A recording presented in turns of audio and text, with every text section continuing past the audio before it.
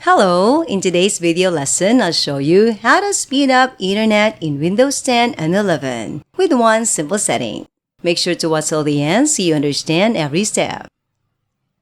To view your network connection, type ncpa.cpl in your Windows search and enter. Right-click on the Ethernet and select Properties. Click on Configure in the Properties section.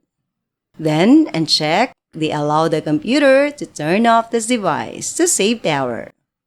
Under the Power Management, click on Advanced from the top menu. Then navigate to the Properties section and scroll down to find Speed and Duplex. Select Auto Negotiation Value. Enter value on the right-hand side to improve Ethernet speed. Visit Speedtest website and click on Go to proceed. My Ethernet speed is currently at 50 Mbps for downloading and 50 Mbps for uploading. From the Value section, choose 100 Mbps full duplex for speeds under 100 Mbps.